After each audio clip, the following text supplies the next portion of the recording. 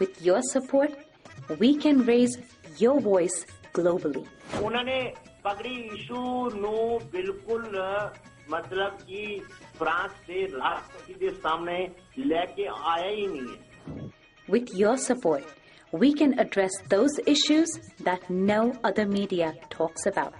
जो हाल अकालियां ने बादल क्या ने इन्हां ने सिੱਖੀ दिया ते बेड़ा गर्क कीता है. With your support, we can bring you breaking news from around the world. It's about consulting our allies and having a dialogue. These lessons, as I stated, was learned while working with our coalition partners. With your support, we can educate and inform everyone about who Sikhs are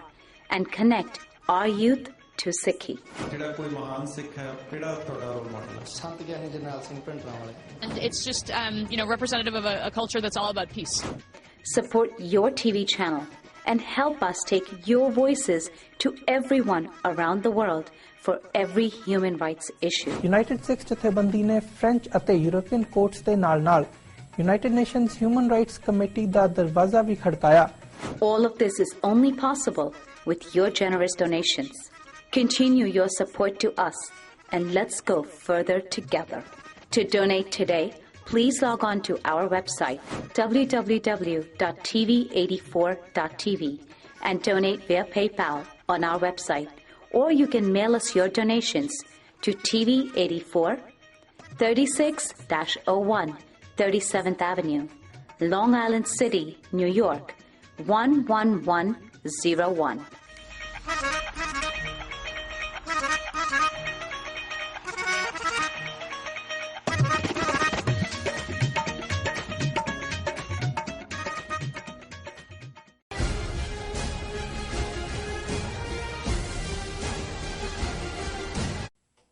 viewers welcome back in our programme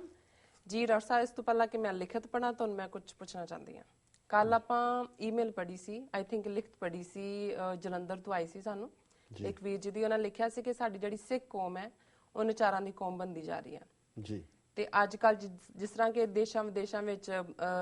Khalsa ਸਾਜਨਾ ਦਿਵਸ ਨਾ ਨਗਰ ਕੀਰਤਨ ਦੇ ਰੂਪ ਵਿੱਚ ਮਨਾਇਆ ਜਾ ਰਿਹਾ ਜੀ ਤੇ ਉਸ ਵਿੱਚ ਦੇਖਣ ਚ ਆਇਆ ਕਿ ਲਾਈਕ ਕਾਫੀ ਵੀਡੀਓਜ਼ ਫੇਸਬੁੱਕ ਤੇ ਘੁੰਮ ਰਹੀਆਂ ਨੇ ਕਿ ਲਾਈਕ ਜਿਹੜੇ ਆਪਣੇ ਸਿੱਖ ਨੇ ਗੁਰਸਿੱਖ ਵੀ ਨੇ ਉਹ ਲਾਈਕ ਜਿਹੜੇ ਕਹਿੰਦੇ ਨੇ ਉਹਨੂੰ ਢੋਲ ਦੇ ਨਗਾਰੇ ਤੇ ਨਾਲੇ ਗੁਰਬਾਣੀ ਪੜ੍ਹਦੇ ਪਏ ਨੇ ਤੇ ਨਾਲੇ ਨੱਚਦੇ ਪਏ ਨੇ ਕਿੰਨਾ ਕਿ ਸਹੀ ਹੈ ਡਾਕਟਰ ਸਾਹਿਬ ਮੈਂ ਪੁੱਛਣਾ ਚਾਹਨੀ ਤੁਹਾਨੂੰ ਵੈਸੇ ਢੋਲ ਤੇ ਨਗਾਰਾ ਇੱਕੋ ਚੀਜ਼ ਹੀ ਹੁੰਦੀ ਹੈ ਜੋ ਵੀ ਢੋਲ ਦੇ ਡਗੇ ਤੇ ਰਾਈਟ ਕਿਉਂਕਿ ਪੁਰਾਣਾ ਸ਼ਬਦ ਨਗਾਰਾ ਸੀ ਔਰ ਜਦੋਂ ਅਸੀਂ ਕਹਿੰਦੇ ਹਾਂ ਕਿ ਵੀ ਗਗਨ ਦਮਾਮਾ ਬਾਜਿਓ ਦਮਾਮਾ ਵੀ ਜਿਹੜਾ ਢੋਲ ਨੂੰ ਕਹਿੰਦੇ ਨੇ ਵੱਡਾ ਨਗਾਰਾ ਹੁੰਦਾ ਜੀ ਔਰ ਬਹੁਤ ਸਾਰੇ ਗੁਰਦੁਆਰਾ ਸਾਹਿਬਾਨ ਬਹੁਤ ਸਾਰੇ ਜਿਹੜੇ ਖਾਸ ਗੁਰਦੁਆਰੇ ਨੇ ਉਹਨਾਂ ਦੇ ਵਿੱਚ ਨਗਾਰੇ ਹੁਣ ਰੱਖੇ ਵੀ ਹੋਏ ਨੇ ਔਰ ਨਗਰ ਕੀਰਤਨ ਦੀ ਆਰੰਭਤਾ ਵੀ ਨਗਾਰੇ ਨਾਲ ਹੁੰਦੀ ਹੈ ਤਾਂ ਕਿ ਪਰ ਇਹ ਜਿਹੜਾ ਦੂਜਾ ਢੋਲ ਹੈ ਭੰਗੜੇ ਦੇ ਨਾਲ ਜੁੜਿਆ ਹੋਇਆ ਇਹਨੂੰ ਵੀ ਢੋਲ ਮਿਰਦੰਗ ਨਗਾਰੇ ਸਾਰੇ ਸ਼ਬਦ ਇਸ ਕਿਸਮ ਦੇ ਆ ਜਾਂਦੇ ਨੇ ਚਲੋ ਤੁਹਾਡਾ ਸ਼ਬਦ ਤੁਹਾਡੇ ਸਵਾਲ ਦੀ ਜਿਸਟ ਇਹ ਹੈ ਕਿ ਵੀ ਇਸ ਕਿਸਮ ਦੇ ਡਗੇ ਨਾਲ ਨੱਚ ਵੀ ਰਹੇ ਨਾਲੇ ਗੁਰਬਾਣੀ ਵੀ ਪੜ੍ਹ ਰਹੇ ਹਾਂ ਨਹੀਂ ਮੈਂ ਸਮਝਦਾ ਕਿ ਦੇਖੋ ਇਹਦੇ 'ਚ ਕੋਈ ਸ਼ੱਕ ਨਹੀਂ ਹੈ ਕਿ ਜਦੋਂ ਈਵਨ ਅਸੀਂ ਗੱਤਕਾ ਦੇਖਦੇ ਹਾਂ ਗੱਤਕੇ ਦੇ ਵਿੱਚ ਇਹ ਟ੍ਰੈਂਡ ਪਤਾ ਨਹੀਂ ਪੁਰਾਤਨ ਗੱਤਕੇ ਦੇ ਆਪਣੇ ਕੀ ਤੌਰ ਤਰੀਕੇ ਸੀ ਲੇਕਿਨ ਬਹੁਤ ਵਾਰੀ ਹੁਣ ਮੈਨੂੰ ਯਾਦ ਹੈ ਕਿ ਇੱਕ ਥਾਂ ਤੇ ਗੱਤਕਾ ਜਿੱਥੇ ਚੱਲ ਰਿਹਾ ਸੀ ਤੇ ਕੇਰਲਾ ਤੋਂ ਕੋਈ ਰਿਪੋਰਟਰ ਉਹਨੂੰ ਕਵਰ ਕਰਨ ਆਇਆ ਤੇ ਉਹਨੇ ਗੱਤਕੇ ਬਾਰੇ ਹੈਡਲਾਈਨ ਦਿੱਤੀ ਸੀ ਡਾਂਸ ਵਿਦ ਦਾ ਸੌਰਡ ਜੀ ਕਿ ਤਲਵਾਰ ਦੇ ਨਾਲ ਨਾਚ ਔਰ ਬਹੁਤ ਵਾਰੀ ਤੁਸੀਂ ਹੁਣ ਦੇਖੋਗੇ ਕਿ ਬਹੁਤ ਸਾਰੀਆਂ ਜਿਹੜੇ ਪੈਂਤੜੇ ਨੇ ਜਾਂ ਜਿਹੜਾ ਉਹਨਾਂ ਦਾ ਤਿਆਰੀ ਸਟਾਈਲ ਹੈ ਉਹ ਤੇ ਭੰਗੜੇ ਦਾ ਆਲਮੋਸਟ ਇੱਕੋ ਜਿਹਾ ਹੀ ਬਣ ਗਿਆ ਉਹਦੇ ਨਾਲ ਵੀ ਉਹ ਢੋਲ ਦੀ ਬੀਟ ਦੇ ਨਾਲ ਔਰ ਕਈ ਵਾਰੀ ਉਹਨੂੰ ਫਿਰ ਉਹ ਵੀਰ ਅਸੀਂ ਕੋਈ ਪੜ੍ਹ ਵੀ ਬਾਣੀ ਵੀ ਪੜ੍ਹ ਰਹੇ ਹੁੰਦੇ ਨੇ ਉਸ ਦੇ ਨਾਲ ਸੋ ਹੋ ਸਕਦਾ ਹੈ ਵੀ ਇਸ ਕਿਸਮ ਦੇ ਟ੍ਰੈਂਡ ਚੋਂ ਦੂਸਰਾ ਸ਼ੁਰੂ ਹੋ ਗਿਆ ਹੋਏ ਵੀ ਇਨਫੈਕਟ ਗੱਤਕਾ ਖੇਲਣ ਤੋਂ ਪਹਿਲਾਂ ਉਹ ਤਾਂ ਵਾਰਮ ਅਪ ਹੈ ਜਿਹਦੇ ਥੱਲੇ ਢੋਲ ਵੀ ਵੱਜਦਾ ਹੈ ਔਰ ਤੁਸੀਂ ਥੋੜਾ ਜਿਹਾ ਵਾਰਮ ਅਪ ਹੁੰਦੇ ਹੋ ਫਿਰ ਤੁਸੀਂ ਸ਼ਸਤਰ ਚੁੱਕਦੇ ਹੋ ਤੇ ਉਹਦੇ ਚੋਂ ਹੌਲੀ ਹੌਲੀ ਸ਼ਸਤਰ ਪਾਸੇ ਹੋ ਕੇ ਇਸ ਕਿਸਮ ਦਾ ਔਰ ਮੈਂ ਸਮਝਦਾ ਵੀ ਇਹ ਅਪਮਾਨ ਹੈ ਜੀ ਡਾਕਟਰ ਸਾਹਿਬ ਗੁਰਬਾਣੀ ਹੈ ਕਿਤੇ ਧਾਰਨਾਵਾਂ ਹੁੰਦੀਆਂ ਪਰ ਗੁਰਬਾਣੀ ਹੈ ਹਾਂ ਨਹੀਂ ਜਿੱਦਾਂ ਕਹਿੰਦੇ ਪਵਨ ਪਿਤਾ ਦਾ ਪਵਨ ਗੁਰੂ ਪਾਣੀ ਪਿਤਾ ਮਾਤਾ ਤਰਤ ਮਾਤ ਹਾਂਜੀ ਇਹ ਵਾਲਾ ਸੀ ਮੈਂ ਸ਼ਬਦ ਸੁਣਿਆ ਤੇ ਉਹਦੇ ਨਾਲ ਹੀ ਢੋਲ ਦੇ ਨਾਲ ਉਹ ਨੱਚ ਰਹੇ ਸੀ ਤੇ ਨਾਲੇ ਢੋਲ ਵੱਜਦਾ ਪਿਆ ਸੀ। ਨਹੀਂ, ਇਹ ਜਿਹੜੀ ਬਾਣੀ ਹੈ, ਬਾਣੀ ਤਾਂ ਇੱਕ ਇਕਾਗਰਤਾ ਦੇ ਵਿੱਚ ਇੱਕ ਚਿੱਤ ਹੋ ਕੇ, ਔਰ ਗੱਲ ਸਿਰਫ ਇੱਥੇ ਨਹੀਂ ਹੁੰਦੀ। ਮੈਂ ਕਈ ਵਾਰ ਦੇਖਦਾ ਹਾਂ ਵੀ ਅਸੀਂ ਪਿਛਲੇ ਐਤਵਾਰ ਕਿਸੇ ਘਰ ਗਏ ਮਿਲਣ, ਤੇ ਉੱਥੇ ਕੁਦਰਤੀ ਸ਼ਾਮ ਨੂੰ ਉਹਨਾਂ ਨੇ ਲਾਇਆ ਹੋਇਆ ਸੀ, ਦਰਬਾਰ ਸਾਹਿਬ ਦਾ ਕੀਰਤਨ ਚੱਲ ਰਿਹਾ ਸੀ, ਤੇ ਮੈਂ ਚੇਚਾ ਉਹਨਾਂ ਨੂੰ ਕਿਹਾ, ਮੈਂ ਕਿਹਾ ਜੀ ਇਸ ਨੂੰ ਬੰਦ ਕਰ ਦਿਓ। ਪਰਿਵਾਰ ਨੇ ਪਤਾ ਨਹੀਂ ਚੰਗਾ ਮੰਨਿਆ ਕਿ ਨਹੀਂ, ਕਿਉਂਕਿ ਤੁਸੀਂ ਕਿਸੇ ਦੇ ਜਾ ਕੇ ਕਿਉਂਕਿ ਮੈਨੂੰ ਇਹ ਹੁੰਦਾ ਵੀ ਜਦੋਂ ਗੁਰਬਾਣੀ ਕੀਰਤਨ ਚੱਲ ਰਿਹਾ ਹੈ ਫਿਰ ਤੁਹਾਡਾ ਕੀਰਤਨ 'ਚ ਹੀ ਧਿਆਨ ਹੋਣਾ ਚਾਹੀਦਾ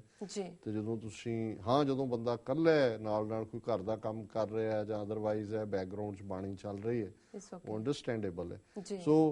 ਇਸ ਕਿਸਮ ਦੇ ਨਾਚ ਗਾਣਿਆਂ ਦੇ ਵਿੱਚ ਗੁਰਬਾਣੀ ਨੂੰ ਲਿਆਣਾ ਇਹ ਜਿਹੜਾ ਗੁਰਬਾਣੀ ਦਾ ਅਪਮਾਨ ਹੈ। ਜੀ ਡਾਕਟਰ ਸਾਹਿਬ, ਥੈਂਕ ਯੂ ਤੁਹਾਡਾ ਬਹੁਤ ਬਹੁਤ।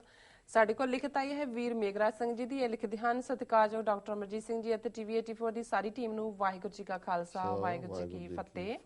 ਜਿਵੇਂ ਕਿ ਆਪ ਜਾਣਦੇ ਹੋ ਕਿ 1947 ਤੋਂ ਲੈ ਕੇ ਅੱਜ ਤੱਕ ਸੈਂਟਰ ਵਿੱਚ ਸਰਕਾਰ ਭਾਵੇਂ ਕਿਸੇ ਦੀ ਵੀ ਹੋਵੇ ਪਰ ਚਲਾਉਂਦਾ ਉਸ ਨੂੰ ਲਾਲਚੀ ਅਤੇ ਕਪਟੀ ਬ੍ਰਾਹਮਣਵਾਦ ਹੀ ਹੈ। ਜਿਵੇਂ ਕਿ ਇਸ ਲਾਲਚੀ ਬ੍ਰਾਹਮਣ ਨੇ ਪੰਜਾਬ ਤੋਂ ਕਈ ਲੱਖ ਹਜ਼ਾਰ ਕਰੋੜ ਰੁਪਏ ਦਾ ਪਾਣੀ ਫ੍ਰੀ ਲੈ ਕੇ ਹਰਿਆਣੇ ਅਤੇ ਰਾਜਸਥਾਨ ਤੋਂ ਕੁਝ ਕੁ ਰੁਪਏ ਵਸੂਲ ਕਰਕੇ ਪਾਣੀ ਦਿੰਦਾ ਹੋਵੇਗਾ। ਇਸੇ ਹੀ ਤਰ੍ਹਾਂ ਲਾਲਚੀ ਬ੍ਰਾਹਮਣ ਨੇ ਭਾਰਤ ਦੀ ਆਦੀਵਾਸੀ ਨੂੰ ਬੇਘਰ ਕਰਕੇ ਅਤੇ ਉਹਨਾਂ ਨੂੰ ਮਾਰ ਕੇ ਉਹਨਾਂ ਦੀਆਂ ਜ਼ਮੀਨਾਂ ਨੂੰ ਫ੍ਰੀ ਹਥਿਆ ਕੇ ਆਪਣੇ ਲਾਲਚੀ ਦੁਮ ਛੱਲੇ ਜਿਵੇਂ ਕਿ ਅਡਾਨੀ, ਅੰਬਾਨੀ, ਰਾਮਦੇਵ, ਮੋਦੀ ਅਤੇ ਹੋਰ ਵੀ 5-7 RSS ਦੇ ਦੁਮ ਛੱਲਿਆਂ ਨੇ ਆਦੀਵਾਸੀਆਂ ਦੀਆਂ ਕਈ ਹਜ਼ਾਰ ਲੱਖਾਂ ਕਰੋੜਾਂ ਰੁਪਏ ਦੀ ਪ੍ਰਾਪਰਟੀ ਨੂੰ ਕੁਝ ਕੁ ਰੁਪਏ ਲੈ ਕੇ ਦੇਣਾ ਚਾਹੁੰਦੇ ਹਨ। ਅਤੇ ਜਿਵੇਂ ਕਿ ਆਪ ਜਾਣਦੇ ਹੋ ਕਿ ਆਦੀਵਾਸੀਆਂ ਦੀ ਜਨਸੰਖਿਆ ਤਕਰੀਬਨ 7% ਹੈ ਅਤੇ ਜਿੱਥੇ ਇਹ ਆਦੀਵਾਸੀ ਵੀਰ ਭੈਣਾਂ ਰਹਿੰਦੇ ਨੇ ਉਸ ਜ਼ਮੀਨ ਬਹੁਤ ਹੀ ਜ਼ਿਆਦਾ ਬੇਸ਼ੁਮਾਰ ਕੀਮਤੀ ਜ਼ਮੀਨ ਵਿੱਚ 89 ਪ੍ਰਕਾਰ ਦੇ ਧਾਤੂ ਵਾਹਿਗੁਰੂ ਜੀ ਨੇ ਪੈਦਾ ਕੀਤੇ ਹਨ, ਜਿਵੇਂ ਕਿ ਸੋਨਾ, ਚਾਂਦੀ, ਹੀਰੇ ਜਵਾਹਰਾਤ, ਮੋਤੀ, ਹੋਰ ਵੀ ਅਨੇਕਾਂ ਪ੍ਰਕਾਰ ਦੇ ਕੀਮਤੀ ਧਾਤੂ ਮੌਜੂਦ ਹਨ। ਤਕਰੀਬਨ ਇੱਕ ਬੰਦੇ ਦੇ ਹਿੱਸੇ ਵਿੱਚ 1100 ਕਰੋੜ ਰੁਪਏ ਦੀ ਪ੍ਰਾਪਰਟੀ ਹੈ। ਇਸ ਕਰਕੇ ਲਾਲਚੀ ਬ੍ਰਾਹਮਣ ਆਦੀਵਾਸੀਆਂ ਨੂੰ ਉਜਾੜਨਾ ਚਾਹੁੰਦਾ ਹੈ, ਪਰ ਹੁਣ ਭਾਰਤ ਦੇ ਮੂਲ ਨਿਵਾਸੀ ਲੋਕ ਜਾਗ ਚੁੱਕੇ ਹਨ। ਬਹੁਤ ਹੀ ਜਲਦ ਇਸ ਲਾਲਚੀ ਬ੍ਰਾਹਮਣਵਾਦ ਨੂੰ ਇਹ ਲੋਕ ਸਮੁੰਦਰ ਵਿੱਚ ਸੁੱਟਣਗੇ। ਖਾਲਿਸਤਾਨ ਜ਼ਿੰਦਾਬਾਦ। ਜੀ ਜ਼ਿੰਦਾਬਾਦ ਜ਼ਿੰਦਾਬਾਦ। ਵੀਰ ਮੇਘਰਾਜ ਸਿੰਘ ਜੀ ਦਾ ਬਹੁਤ ਬਹੁਤ ਸ਼ੁਕਰੀਆ, ਉਹਨਾਂ ਨੇ ਸਾਨੂੰ ਲਿਖਿਆ ਜੀ। ਔਰ ਅੱਜ ਕੱਲ੍ਹ ਉਹਨਾਂ ਦਾ ਕਾਫੀ ਧਿਆਨ ਦਲਿਤ ਵਰਗ, ਆਦੀਵਾਸੀ, ਉਹਨਾਂ ਦੀਆਂ ਆਰਗੇਨਾਈਜੇਸ਼ਨਸ ਕਿਵੇਂ ਉਹ ਕੰਮ ਕਰਦੀਆਂ ਨੇ, ਕਿਵੇਂ ਉਹ ਬ੍ਰਾਹਮਣਵਾਦ ਨੂੰ ਚੈਲੰਜ ਕਰਦੇ ਨੇ, ਉਹਨਾਂ ਦੇ ਬਾਹਰਲੇ ਟ੍ਰਿਪ ਕਿਵੇਂ ਨੇ, ਉਸ ਬਾਰੇ ਉਹ ਸਾਨੂੰ ਵੀ ਜਾਗਰੂਕ ਕਰਦੇ ਨੇ, ਕਨੈਕਸ਼ਨਸ ਵੀ ਦਿੰਦੇ ਨੇ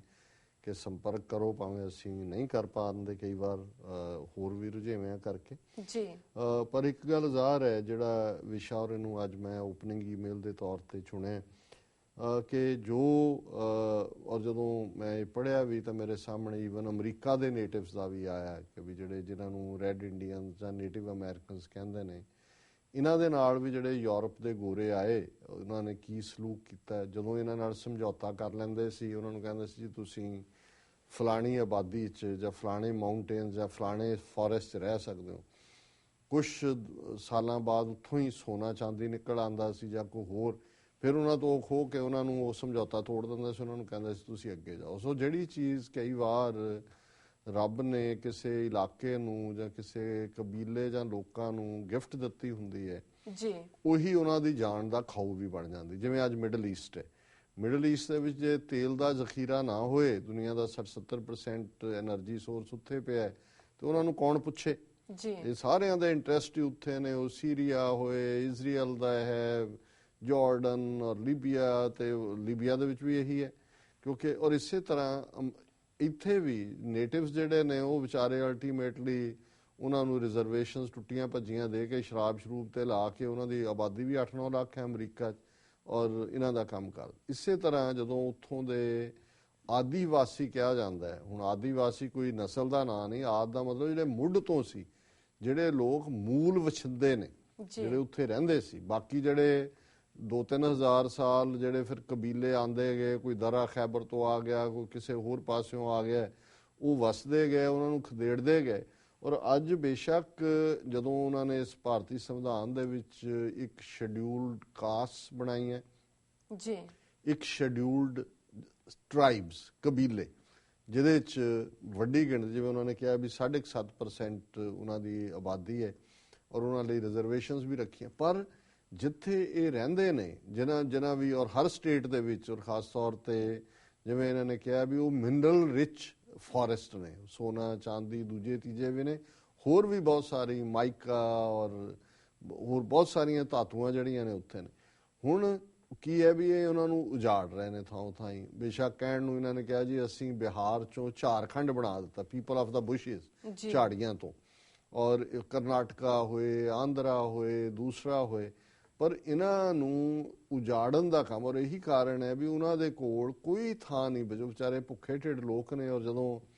ਅਰੁਣਧਾਤੀ ਰॉय ਕਹਿੰਦੀ ਹੈ, ਜਿਨ੍ਹਾਂ ਨੇ ਹੁਣ ਗਨਸ ਚੁੱਕੀਆਂ ਨੇ, ਉਹਨਾਂ ਚੋਂ 90% ਜਿਹੜੇ ਨੇ ਇਹ ਦਲਿਤ ਜਾਂ ਆਦੀਵਾਸੀ ਨੇ, ਮੂਲ ਨਿਵਾਸੀ ਜਾਂ ਦਲਿਤ ਨੇ। ਸੋ ਉਹ ਇਹ ਕਹਿੰਦੀ ਹੈ ਕਿ ਜੀ they are Gandhians with the guns,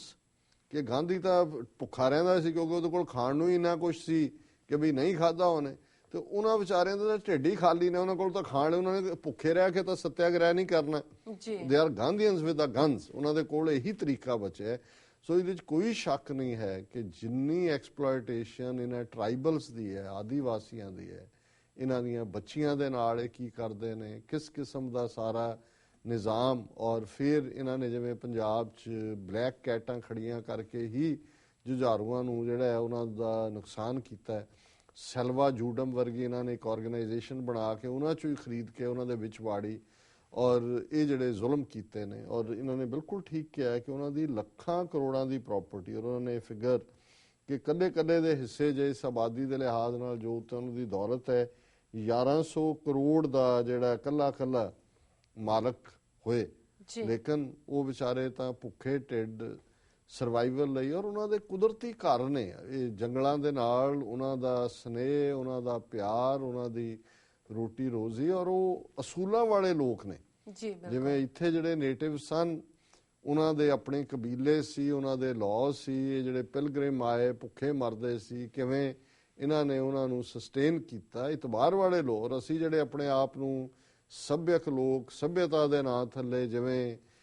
ਇਹਨਾਂ ਦਾ, ਔਰ ਇਹ ਹਰ ਥਾਂ ਦੇ ਆਲਮੋਸਟ ਇਹ ਮੰਦੇ ਭਾਗਾਂ ਦੀ ਗੱਲ ਹੈ ਕਿ ਜਿਹੜੀ ਸਿਵਲਾਈਜੇਸ਼ਨ ਦੇ ਵਿਕਾਸ ਦੇ ਥੱਲੇ ਅਸੀਂ ਮੂਲ ਨਿਵਾਸੀਆਂ ਦਾ ਘਾਣ ਕੀਤਾ ਹੈ। ਅਮਰੀਕਾ 'ਚ ਨੇਟਿਵ ਅਮੈਰੀਕਨਸ, ਆਸਟ੍ਰੇਲੀਆ 'ਚ ਐਬੋਰੀਜੀਅਨਸ, ਨਿਊਜ਼ੀਲੈਂਡ ਦੇ ਵਿੱਚ ਮੌਰੀ, ਔਰ ਭਾਰਤ ਦੇ ਵਿੱਚ ਅੱਜ ਬਹੁਤ ਸਾਰੇ ਕਬੀਲੇ, ਉਹ ਭਾਵੇਂ ਬਸਤਰ ਜ਼ਿਲ੍ਹੇ 'ਚ ਨੇ, ਉਹ ਭਾਵੇਂ ਛੱਤੀਸਗੜ੍ਹ 'ਚ ਨੇ, ਉਹ ਕਰਨਾਟਕਾ 'ਚ ਨੇ, ਆਂਧਰਾ 'ਚ ਨੇ। ਔਰ ਜਿੱਥੇ ਜਿੱਥੇ ਇਹਨਾਂ ਦੇ ਉੱਤੇ ਜ਼ੁਲਮ ਹੋ ਰਹੇ ਨੇ, ਉਹੀ ਸਟੇਟਾਂ ਨੇ, 10 ਦੇ ਲਗਭਗ ਸਟੇਟਾਂ